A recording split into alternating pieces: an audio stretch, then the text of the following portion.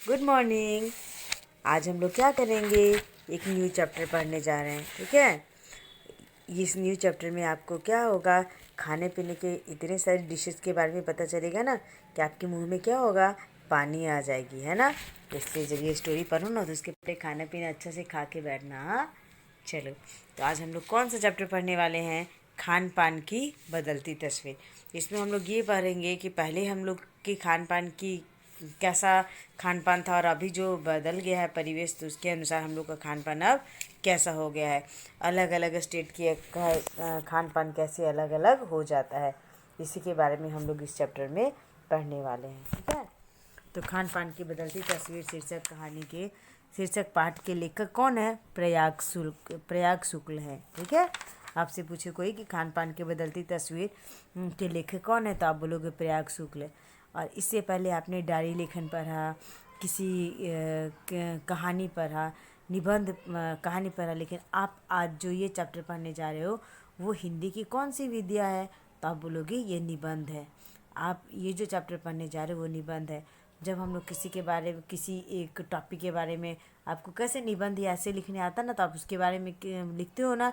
इस तरह ये खान पान की बदलती तस्वीर एक निबंध है, क्योंकि इसमें हम लोग खान पान के बारे में ही सब कुछ बताने वाले हैं। तो ये पाठ कैसी है, निबंध है। तो मैं अगर पूछूंगी कि खान पान की बदलती तस्वीर हिंदी की कौन सी विद्या है, तो आप बोलोगे निबंध है ना।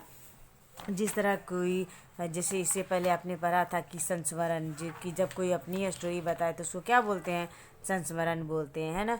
कोई प्रेरक कहानी था, कोई डायरी लेखन था। आज जो ये पढ़ने जा रहे हैं वो क्या है, निबंध है। ओके, चलो स्टार्ट करते हैं अभी हम लोग। भारत क्या है, विविधताओं का देश है ना। इसका असर हमारे खान पान की संस्कृति में भी देखने मिलता है। अब देखो, आपको पता है ना कि हमारे देश में विभिन्न विभिन्न तरह के भाषा के लोग, अलग अलग राज्यों के लोग रहते हैं। इसी की वजह से क्या होता है, इसका असर हम लोग के खान पान की संस्कृति में भी दिखाई देता है।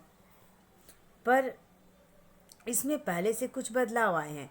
जो हम लोग का पहले के खान पान की स्थिति थी, अब जो खान पान की स्थिति है उसमें क्या हुआ है, बहुत सारे बदलाव आ गए हैं। जिन व्यंजनों का स्वाद क्षेत्र विशेष में ही जाकर चखा जा सकता था, बढ़ते औद्योगिकीकरण ने उन्हें देश के कोने कोने में उपलब्ध करा दिया है। पहले क्या है कि कुछ राज्य, जो कुछ खास राज्य थे, उसके खास खास डिशेस थे, और अगर आपको उसके डिशेस खाना है तो आपको उस राज्य में जाना पड़ता था। लेकिन अब औद्योगिकीकरण ने, मतलब नए नए औद्योगिकरण, क्या मतलब नए नए आविष्कारों ने अब ये ऐसा कर दिया है कि हम लोग देश के किसी भी कोने में रहें, देश के किसी भी कोने का स्वाद हम लोग चख सकते हैं, है ना। हम लोग को किसी खास स्टेट का डिश खाने के लिए उस खास स्टेट में जाने की अब कोई ज़रूरत नहीं है। हम लोग यहाँ गुजरात में भी बैठकर साउथ इंडियन डिशेस खा सकते हैं, नॉर्थ इंडियन डिशेस खा सकते हैं। ओके। जिससे आज हमारा खान पान राष्ट्रीय एकता का प्रतीक भी बना है। अब क्या है कि इसके वजह से क्या हुआ कि हम लोग का जो खान पान है वो राष्ट्रीय एकता का प्रतीक बना है। मतलब हम लोग अलग अलग लोग हैं, अलग अलग राज्य के रहने वाले हैं, लेकिन एक दूसरे के राज्यों के खाना को पसंद करते हैं। तो ये सब क्या दिखाता है कि हम लोग के खान पान में भी जो क्या है वो एकता झलकता है ना, कि हम लोग एक दूसरे के डिशेज़ को बनाते हैं, पसंद करते हैं। तो ये क्या हुआ कि एक तरह से एकता को हम लोग के एकता को शो करता है ये बात। पिछले 10-15 वर्षों में हमारी खान पान की संस्कृति में एक बड़ा बदलाव आया है। इडली, डोसा, बड़ा, सांभर, रसम आदि अब केवल दक्षिण भारत तक सीमित नहीं है, ये उत्तर भारत के भी हर शहर में उपलब्ध है ना। अब क्या है कि अब क्या बदलाव, अभी पिछले 10-15 वर्षों को आप देखो तो आपको ये नज़र आएगा कि हम लोग के खान पान की संस्कृति में क्या आया है, चेंजिंग आया है, बदलाव आया है। और वो बदलाव क्या आया है कि जैसे इडली, डोसा, बड़ा, सांभर, रसम जो पहले साउथ इंडियन डिशेज होते थे, अब वो दक्षिण भारत तक सीमित नहीं रहा है। वो क्या हुआ है, उत्तर भारत के भी हर शहर में उपलब्ध है। आप नॉर्थ इंडियन में भी जाओगे तो साउथ इंडियन डिशेज आपको खाने के लिए मिलेंगे। अब तो उत्तर भारत की ढाबा संस्कृति लगभग पूरे देश में फैल चुकी है। अब आप कहीं भी हो, उत्तर भारतीय रोटी दाल साग आपको मिल ही जाएंगे। पहले क्या था, उत्तर भारत के लोग रोटी दाल सब्जी ये सब ज़्यादा खाते थे, लेकिन अब क्या, आप कहीं भी जाओ आपको उत्तर भारत के ढाबा जैसे ढाबा हर जगह मिल जाएंगे, जहाँ आप रोटी रोटी दाल सब्जी साग ये सब खा सकते हो, है ना। अब देखो, फास्ट फूड में बर्गर नूडल्स जैसे कई चीज़ें शामिल है। एक ज़माने में कुछ ही लोगों तक सीमित चाइनीज़ नूडल्स अब संभवतः किसी के लिए अजनबी नहीं रहे। पहले क्या था, वो जो फास्ट फूड में बर्गर नूडल्स आते थे, समाज में कोई कोई ही खाते थे, है ना। तो कुछ वर्गों तक ही सीमित थी, लेकिन अब देखो, अब ये साधारण आदमी हर कोई इसका नाम जानता है और हर कोई ये खाना खा ही चुका है, ठीक है। 2 मिनट्स नूडल्स के पैकेट बंद रूप से तो कम से कम बच्चे बूढ़े सभी परिचित हो चुके हैं, है ना। 2 मिनट नूडल्स के जो एडवर्टाइज हैं आप लोगों ने देखा है ना, कि अगर आपको भूख लगी तो 2 मिनट में नूडल्स मैगी रेडी। तो इसके वजह से क्या हुआ कि मैगी हर घर में परिचित हो गया है। इसी तरह नमकीन के कई स्थानीय प्रकार अभी तक भले ही मौजूद हो, लेकिन आलू चिप्स जैसे कई विज्ञापित रूप तेजी से घर घर में अपनी जगह बना रहे हैं। अब देखो, हालांकि नमकीन में कई प्रकार के नमकीन हम लोग खाते हैं, लेकिन आप जैसे आलू पोटैटो चिप्स देखो ना, कितने फेमस हो गए हैं। चाहे वो लेज़ हो, चाहे वो पार्ले जी हो, किसी के भी हो, लेकिन पोटैटो चिप्स घर घर में क्या हो गए हैं, बहुत ही फेमस हो गए हैं। मैगी नूडल्स आलू पोटैटो चिप्स ये सब क्या है, हर घर में अपनी अपनी जगह बना चुके हैं खाने पीने में। इसका वजह क्या है, विज्ञापन एडवर्टाइज। आपको पता है ना कि जिस चीज़ का एडवर्टाइज जितना ज़्यादा हो, उसके बारे में क्या होता है, सबको उतना ज़्यादा पता होता है और उसके अपने हर जगह अपनी जगह वो बना लेते हैं। अब देखो, गुजराती ढोकला गठिया। अब देखो, गुजराती ढोकला गठिया अब भी देश के कई हिस्सों में स्वाद लेकर खाए जाते हैं। जो गुजराती लोग जो ढोकला आप लोग खाते हो गाठिया, अब क्या है कि सिर्फ गुजरात में नहीं सीमित रह गया, हर देश के लोग हर राज्य के लोग क्या करते हैं, गाठिया खाते हैं, ढोकला बनाते हैं और स्वाद ले लेकर खाते हैं। बंगाली मिठाइयों की केवल रस भरी चर्चा ही नहीं होती है, वे कई शहरों में पहले की तुलना में अधिक उपलब्ध हैं। यानी स्थानीय व्यंजन के साथ अन्य प्रदेशों के व्यंजन पकवान भी प्रायः हर क्षेत्र में मिलते हैं और मध्यम वर्गीय जीवन में भोजन विविधता अपनी जगह बना चुकी है। अभी क्या है कि अब जो जैसे कि कोलकाता की के रसगुल्ले कितने फेमस थे, लेकिन अब क्या है कि बंगाली मिठाइयों की केवल रस भरी चर्चा नहीं होती है। अब अगर आप किसी भी स्टेट में जाओ, आपको ये मीठे रसगुल्ले खाने के लिए मिल ही जाएंगे। अब तो ये अब क्या शो कर रहा है, क्या स्थानीय व्यंजन के साथ साथ सपोज़ कि आप गुजरात में हो ढोकला और वो गाठिया खाते हो, लेकिन आप उत्तर भारत के भी डिशेस खा रहे हो, साउथ इंडियन डिशेस भी खा रहे हो, है ना। तो स्थानीय डिशेस के अलावे हर राज्य के डिशेस को लोग कॉम्बिनेशन करके मतलब मिला जुला कर खाते हैं, है ना। मध्यम वर्गीय जीवन में भोजन विविधता अपनी जगह बना चुकी है। जो मिडिल क्लास फैमिली है उसमें क्या होता है कि हमेशा डिफरेंट डिफरेंट टाइप्स के फूड उन लोग खाते रहते हैं, है ना। हर स्टेट के मिला जुला के खाना हमेशा बनाते हैं। जैसे अब गुजरात में है तो सिर्फ ढोकला और गाठिया ही नहीं खाते, वे उत्तर प्रदेश के डिशेज़ बनाते हैं, साउथ इंडियन के डिशेज़ बनाते हैं और खाते हैं। कुछ भी चीज़ें और भी हुई हैं। मसलन अंग्रेजी राज्य तक जो ब्रेड केवल साहबी ठिकानों तक सीमित थी, वह कस्बों तक पहुंच चुकी है और नाश्ते के रूप में लाखों करोड़ों भारतीय घरों में सेकी तली जा रही है। अब देखो, जो ब्रेड जिसको अभी आप लोग हर घर में हर दिन खाते ही रहते हो, अभी क्या हुआ है कि पहले क्या हुआ कि अंग्रेजी राज्य तक सीमित थी, है ना। ये ब्रेड सिर्फ बोलते थे कि अंग्रेज़ों की डिशेज है, लेकिन अब क्या है कि मिडिल क्लास फैमिली में भी रोज़ मर्रा की ज़िंदगी में क्या होता है कि ये ब्रेड का यूज होते ही रहता है। लाखों करोड़ों लोग भारतीय घरों में क्या होता है कि सेकी और तली जा रही है ना। आप चाहे इसको चीज़ के साथ खाओ, चाहे वेजिटेबल्स के साथ खाओ, लेकिन आप ब्रेड को किसी ना किसी रूप में खा रहे हो, है ना। नेक्स्ट है, देखो, खान पान की इस बदली हुई संस्कृति में सबसे अधिक प्रभावित नई पीढ़ी हुई है ना।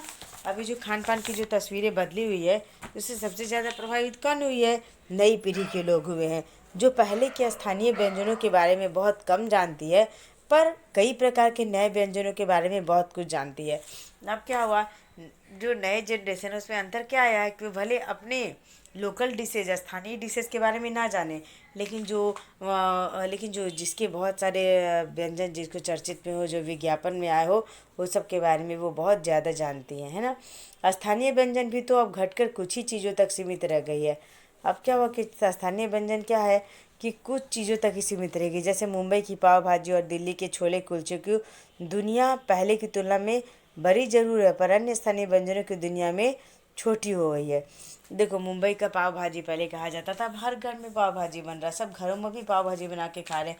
छोले कुलचे देखो, वो सब हम लोग अभी क्या होता है, पहले सिर्फ स्टेट के नाम से जाना जाता था कि मुंबई का पाव भाजी है, लेकिन अब हमारे घरों में भी बनने लगी है। पहले क्या कि छोले कुलचे दिल्ली में ज़्यादा फेमस थे, लेकिन अब आपको हर राज्य में मिल जाएगा। ठीक है, अब क्या हुआ कि स्थानीय व्यंजन की दुनिया छोटी हुई है। मतलब जो लोकल ट्रेडिशंस वाले फूड होते थे ना सब, जैसे पहले के लोग उसी को ज़्यादा खाते थे, अब क्या हुआ कि उन लोग स्थानीय भोजन कम कर दिए और उनके जो पसंदीदा डिशेज है उनको अपने खाने पीने में ज़्यादा शामिल करते हैं। ओके, अब देखो, पर अन्य स्थानीय व्यंजन जानकार यह भी बताते हैं कि मथुरा के पेरू और आगरा के पेठे नमकीन में अब वह बात कहाँ रही। यानी जो चीज़ें बची भी हुई है उनकी गुणवत्ता में फ़र्क पड़ा है। अब देखो और क्या है, कुछ जो जानकार हैं जो बताते हैं कि जो मथुरा के पेड़े थे ना और आगरा के पेठे जो कि बहुत फेमस थे बेटा, अब वो बात नहीं रह गई है ना। और उनकी गुणवत्ता में भी फर्क पड़ा है। पहले जितने अच्छे से बनाए जाते थे, जितनी क्वालिटी होते थे सब में, अब वो क्वालिटी नहीं रह गई है। जैसे पेड़ा शुद्ध दूध से बनाए जाते थे, अब क्या हो क्या बहुत सारे मिक्स होकर भी पेड़े बनाने जाने लगे हैं। या फिर जैसे कि ये जैसे कि आगरा के पेठे होते थे, बहुत खास होते थे, बहुत फेमस होते थे। अब पहले जो क्वालिटी ये सब में पाई जाती थी, अब वो क्वालिटी नहीं रह गई है। उसकी गुणवत्ता में मतलब क्वालिटी में क्या हुआ है, फ़र्क है। क्योंकि आपको पता है ना कि आजकल मिलावटी चीज़ों का उपयोग ज़्यादा होने लगा है।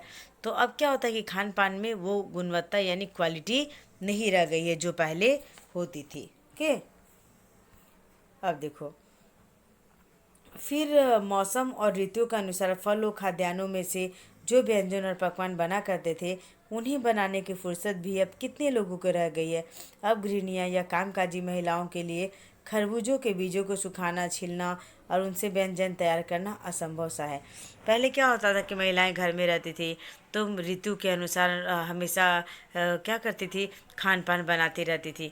जैसे कि अब क्या है कि पहले की गृहिणियाँ क्या करती थी, जैसे खरबूजों के बीजों को सुखाती थी, छीलती थी, फिर उनसे तरह तरह के व्यंजन तैयार करती थी। लेकिन अब आजकल की कामकाजी महिलाओं के लिए ये सब करना क्या हो गया है, असंभव हो गया है। यानी हम पाते हैं कि एक और तो स्थानीय व्यंजनों में कमी आई है, और दूसरी और वही देसी और विदेशी व्यंजन अपनाए जा रहे हैं जिन्हें बनाने पकाने में सुविधा हो। तो अब देखो, एक बात तो साफ है गई ना। अब हम लोग क्या करते हैं, या आपकी मम्मी भी क्या करती होगी, जिसे बनाने में ज़्यादा समय लगता होगा, टाइम टेकन होता होगा, वो सब अब वो नहीं बनाना चाहती होगी। वो खाना ज़्यादा बनाना चाहती होगी जो जल्दी बन जाए और टेस्टी भी हो। ठीक है, यानी आप स्थानीय व्यंजनों में कम है। बहुत सारे लोकल डिशेज आपकी गुजराती में भी ऐसे होते हैं जो टाइम टेकन होते हैं। तब क्या होता है कि उसका जगह अब किसी और फूड ने ले लिया है, जिसे पकाने में और बनाने में सुविधा हो। जटिल प्रक्रिया वाली चीज़ों को कभी कभार व्यंजन पुस्तिकाओं के आधार पर ही तैयार किया जाता है। अब कोई खास ओकेजन हो, कुछ हो, तो आपकी मम्मी जैसे हो कि नेट के हेल्प लेकर या फिर व्यंजन पुस्तिकाओं के सहारे क्या करती है कि कुछ खास आइटम जो टाइम टेकन वाले होते हैं ओकेजनली बनाती होंगी। अब शहरी जीवन में जो भागम भाग है उसे देखते हुए यह स्थिति स्वाभाविक लगती है ना। शहरी जीवन क्या, हम लोग का भागा दौड़ का ज़िंदगी है ना, कभी ये काम कभी वो काम। अब सिर्फ अगर खाने पीने में ही लगे रहा जाए और ट्रेडिशनल फूड को फॉलो किया जाए तो वो अब क्या होता है, पॉसिबल नहीं होता है ना। फिर कामतोर महंगाई ने भी लोगों को कई चीज़ों से धीरे धीरे वंचित कर दिया। जिन व्यंजनों में बिना मेवे का स्वाद नहीं आता था, उन्हें बनाने पकाने में के बारे में भला कौन 4 बार नहीं सोचेगा। अब क्या है कि देखो, जो कि आप कुछ खास डिशेस बना रहे हो जिसमें ड्राई फ्रूट्स ज़रूरी होता है। अब क्या होता है, महंगाई इतनी बढ़ गई है कि अभी वही डिशेस बनाने में हम लोग क्या होता है, आपके पेरेंट्स क्या होता है 4-5 बार सोचते होंगे और बिना ड्राई फ्रूट के वो चीज़ बनाना नहीं चाहते होंगे। तो एक तरफ से ये सोचो कि महंगाई ने भी क्या हुआ है कि खान पान की तस्वीरों को क्या किया है, बदल दिया है ना। खान पान की जो एक मिश्रित संस्कृति बनी है, इसके अपने सकारात्मक पक्ष भी है। अभी तो आपने निगेटिव बातें देखी है ना, लेकिन इसके सकारात्मक पक्ष भी है, मतलब पॉजिटिव पहलू भी है। क्या है? गृहिणियों और कामकाजी महिलाओं को अब जल्दी तैयार हो जाने वाले विविध व्यंजनों की विविध विधियाँ उपलब्ध है। पहले क्या है कि जो महिलाएं होती थी उनको उतना नॉलेज नहीं था कि जल्दी खाना कैसे क्या बन जाए। अब क्या है कि जो गृहिणियाँ या फिर कामकाजी महिलाएं हैं उन लोगों को बहुत सारे ऐसे डिशेज पता है जो जल्दी बन जाता है और तरह तरह के भी होते हैं। नई पीढ़ी को देश विदेश के व्यंजनों को जानने का सुयोग मिला है। अब क्या होता है कि इंटरनेट ये के ही थ्रू, लेकिन क्या हुआ है कि हम लोग देश विदेश के व्यंजनों के बारे में भी जानते हैं, भले ही किन्हीं कारणों से और किन्हीं खास रूपों में, क्योंकि यह एक सच्चाई है कि विविध व्यंजन इन्हें निखालिम रूप में उपलब्ध नहीं है। मतलब कि आप देखो अलग अलग देशों में वो अलग अलग रूप में उपलब्ध है, लेकिन भले ही वो उस रूप में मतलब पवित्र या विशुद्ध रूप में हम लोग नहीं खा पाते हैं, लेकिन उसको अपने ही देसी तरीके से बनाकर विदेशी चीज़ों को हम लोग क्या करते हैं, खा लेते हैं, है ना। निखालिस मतलब होता है वो पवित्र और विशुद्ध रूप। ओके, पवित्र और विशुद्ध रूप को क्या बोलते हैं? निखालिस बोलते हैं। आज़ादी के बाद उद्योग धंधों, नौकरियां, तबादलों का जो एक नया विस्तार हुआ है, उसके कारण भी खान पान की चीज़ें किसी एक प्रदेश से दूसरे प्रदेशों तक पहुंच गई है ना। अब देखो, अब क्या होता है कि बहुत सारे लोग ऐसे होते हैं कि ट्रांसफरेबल जॉब में रहते हैं, आज इस स्टेट में है तो कल उस स्टेट में है। इससे क्या होता है कि वो हर एक स्टेट के खान पान के बारे में उन्हें सब नज़दीकी से जानने को मिलता है। इसके वजह से क्या होता है कि उनके भी खान पान में बनाने के तरीक़ों में क्या होता है, विभिन्नता आती है। वो भी सब तरह के खान पान को बनाना जानते हैं। बड़े शहरों के मध्यम वर्गीय विद्यालयों में जब दोपहर के टिफ़िन के वक्त बच्चों के टिफ़िन के डब्बे खुलते हैं तो विभिन्न प्रदेशों के व्यंजनों की एक खुशबू उठती है। आप देखो, आपका जब लंच होता होगा, आपकी जब लंच बॉक्स खुलते होंगे तो सारे लंच बॉक्सेस में अलग अलग डिशेज होते होंगे, है ना। एक आपको किसी और के डिशेज अच्छे लगते हैं, किसी और को आपके डिशेज अच्छे लगते होंगे। तो जब आपको अपना वो लंच याद आ गया होगा ना बेटा, जब आप लंच में अपने सारे टिफ़िन बॉक्स खोलते हो और खुशबू से क्या होता है, क्लास पूरी महक जाती है ना। हम खान पान की से भी एक दूसरे को जानते हैं। इस दृष्टि से देखें तो खान पान की नई संस्कृति में हमें राष्ट्रीय एकता के लिए नई बीज भी मिल सकती है। अब देखो, हम खान पान के लिए भी, सपोज कोई आपकी फ्रेंड होगी जो कुछ खास लाती होगी, अच्छा तो आप बोलते हो कि हाँ ये वो है ना, तो साउथ इंडियन है तो इसके ये डिशेज अच्छे हैं, ये नॉर्थ इंडियन है तो इसकी ये डिशेज अच्छे हैं, हम लोग ऐसा बोलते हैं ना। तो क्या हुआ कि इससे भी क्या होता है कि हम लोग एक दूसरे को जानते हैं, और क्या हुआ कि राष्ट्रीय एकता इससे भी बढ़ती है। क्योंकि हाँ, जब आपको आपको सपोज किसी और फ्रेंड का डिश अच्छा लगे, आप अपने मम्मी को बताओगे कि हाँ मम्मी ये ऐसा डिश था, आप बनाओ। तो इससे क्या होता है कि हम लोग एक दूसरे के संस्कृति के बारे में, खान पान के बारे में जानते हैं। इससे हम लोगों में क्या होता है, एकता आती है। ठीक है। बीज भली भांति तभी अंकुरित होंगे जब हम खान पान से जुड़ी हुई दूसरी चीज़ों की भी ओर ध्यान देंगे। लेकिन जो राष्ट्रीय एकता की जो बीज है वो भली भांति अंकुरित मतलब और हम लोगों के बीच कैसे फैलेगा, जब हम दूसरी चीज़ों की भी ओर ध्यान देंगे। जैसे मसलन मतलब कि जैसे हम उस बोली, बानी, भाषा, भूषा आदि को भी किसी न किसी रूप में ज़्यादा जानेंगे। ठीक है। जब हम लोग दूसरे स्टेट के पहनावे ओढ़ावों को, लैंग्वेज के बारे में भी जानेंगे, सिर्फ खान पान के बारे में नहीं जानेंगे, सब कुछ के बारे में जानेंगे, तभी क्या होगा कि हम लोगों में जो है राष्ट्रीय एकता क्या होगी, अच्छे से बढ़ेगी। और हम लोग खान पान के विशेष तरीक़ों से एक दूसरे से क्या होंगे, वो जुड़ेंगे, है ना। इसी के साथ ध्यान देने योग्य बात यह है कि स्थानीय व्यंजनों का पुनरुद्धार भी जरूरी है, जिन्हें अब एथनिक कहकर पुकारने का चलन बढ़ा है। अब क्या है कि स्थानीय व्यंजनों को क्या है कि एक तरह से क्या हो रहा है कि ये टूटता जा रहा है स्थानीय व्यंजनों का क्रम। आपके ग्रैंड माँ जितने अच्छे से वो डिशेज तैयार कर सकती थी, रेडी कर सकती थी, आपकी मम्मी उतना अच्छा से वो डिशेज रेडी नहीं कर सकती है। अब क्या बोलते हैं उसको, एथनिक फूड क्या के बुलाते हैं, है ना। तो ऐसे स्थानीय व्यंजन केवल 5 सितारा होटलों के प्रचारार्थ नहीं छोड़ देने चाहिए। 5 सितारा होटलों में वे कभी कभार मिलते रहेंगे, पर घरों बाजारों से गायब हो जाएं तो एक दुर्भाग्य की बात है ना। सपोज कोई ट्रेडिशनल फूड है जो आप सिर्फ 5 सितारा होटल मतलब 5 स्टार होटल में जाते तो ही मिले, तो ये सही बात नहीं है ना। ये जो ट्रेडिशनल फूड है हमारे घरों से बाज़ारों से गायब नहीं होने चाहिए, नहीं तो ऐसा होगा ना कि हमने अपनी परंपरा को छोड़ दिया है ना। हमारे हमारी जो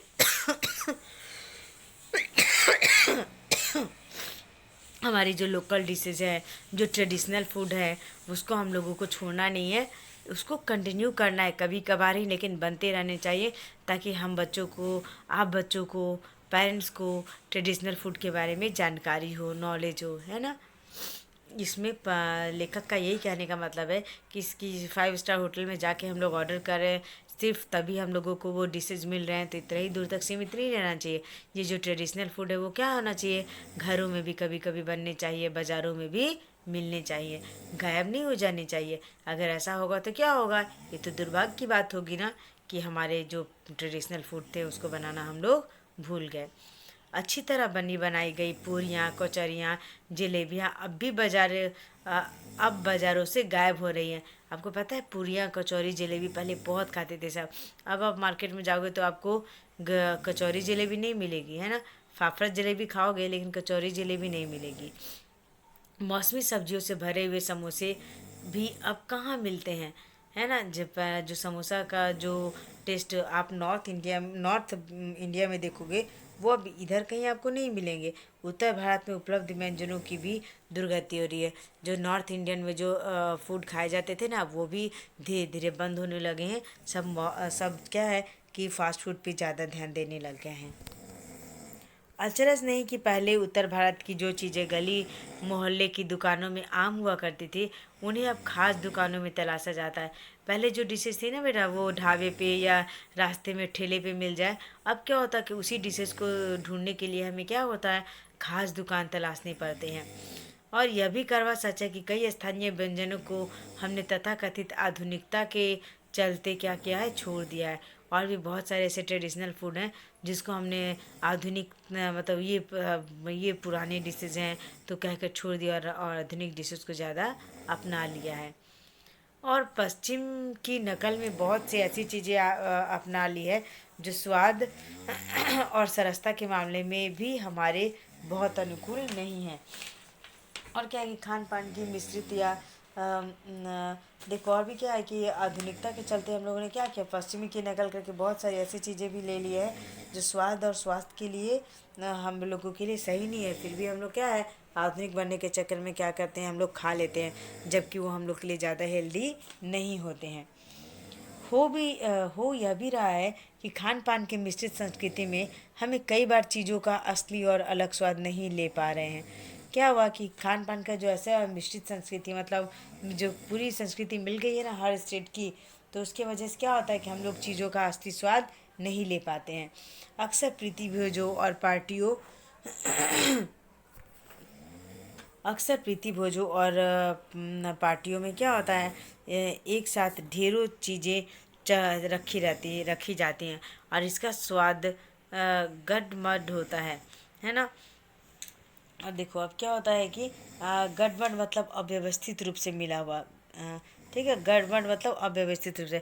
पार्टी में तो हम लोग बहुत सारे डिशेज रखे रहते हैं, लेकिन क्या वो जैसा आप घर में बात हो वैसे वैसे ओरिजिनल स्वाद तो नहीं होता।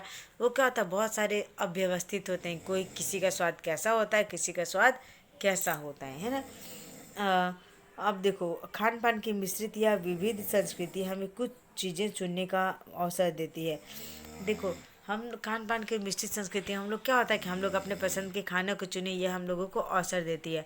हम उसका लगभग उसका लाभ प्राय नहीं उठा पा रहे हैं। हम क्या करते हैं, हम अक्सर एक ही प्लेट में कई तरह की और कई बार तो बिल्कुल विपरीत प्रकृति वाले व्यंजन परोस लेना चाहते हैं, ठीक है। इस अब क्या आता है कि हम लोग को बहुत सारे खाने पीने के बहुत सारे ऑप्शन होते हैं, तो हम क्या करते हैं, एक प्लेट में ही क्या करते हैं कि बहुत सारे ऐसी चीज़ें उठा लेते हैं जो एक दूसरे से मैच नहीं करते हैं। इसकी वजह से क्या होता है कि खाने का टेस्ट भी क्या होता है, बिगड़ जाता है। तो इसलिए खान पान की जो मिश्रित विविध संस्कृति बनी है, और लग यही रहा है कि यही और अधिक विकसित होने वाली है, उसे तरह तरह से जांचते रहना ज़रूरी है। ठीक है। तो लेखक का ये कहना है कि अभी खान पान की जो तस्वीर बदल रही है उससे ये लगता है कि और ये जो मिश्रित संस्कृति है और आगे बढ़ती जाएगी। सही बात है ना बेटा। जब ये उन्होंने जब लेखक ने ये पाठ लिखा होगा तब से आज तक में और भी बहुत सारी चेंजिंग आई है। इसमें पिज़्ज़ा के बारे में तो डिस्कस भी नहीं किया गया क्योंकि मैं भी उस समय नहीं बनाऊँ। अभी तो आप लोग देखो पिज़्ज़ा और क्या क्या कौन से बहुत सारे डिशेज हैं जो आपको ज़्यादा पसंद आने लगे हैं, ये सब के बजाय, है ना। आप ट्रेडिशनल फूड उतना मन से नहीं खाते होगे जितना ये फास्ट फूड पे ध्यान देते होगे, है ना। तो आप लोगों को क्या करना है कि आप बहुत सारी चीज़ें खाओ लेकिन आपके जो ट्रेडिशनल फूड है, जो आपके घर के खाने हैं, उसे भूलना नहीं है ना। और उसे को भी बराबर रूप से इम्पोर्टेंस देना है जितना कि आप वेस्ट पाश्चात्य चीज़ों को खाने को देते हो, है ना। अब आपको इस पाठ का संदेश क्या है। खान पान राष्ट्रीय एकता का प्रतीक है। मिश्रित संस्कृति तथा तरह तरह के व्यंजनों के साथ जो हम लोग का खान पान क्या है, जो हम लोग अलग अलग क्षेत्र के खाना अपने अपने खाने में शामिल करते हैं, वो राष्ट्रीय एकता का प्रतीक है। मिश्रित संस्कृति तथा व्यंजन का स्वाद, हमें क्या है कि मिश्रित संस्कृति जो मिल रही है उसमें हम लोग क्या कर रहे हैं, तरह तरह के व्यंजनों का स्वाद ले पा रहे हैं। ठीक है। अब आपको मैं थोड़ा शब्दार्थ बता दे रही हूँ क्योंकि इसमें थोड़े हार्ड वर्ड्स थे, है ना। तो सबसे पहला है सीमित। सीमित मतलब होता है सीमा के अंदर। स्थानीय, स्थानीय का मतलब होता है स्थान विशेष से संबंधित। जैसे कि आप गुजरात में हो तो उससे स्थान से जो संबंधित डिशेज होंगे उसको स्थानीय डिशेज कहा जाएगा। खाद्यांतर, खाद्यांतर का मतलब होता है खाने योग्य अन्न। जो खाने योग्य अन्न होता है उसको खाद्यांतर कहते हैं। वंचित मतलब कि जब अब कोई चीज़ आपको ना मिले तो उसको बोलते हैं वंचित रह गया या रहित रह गया या विमुख रह गया।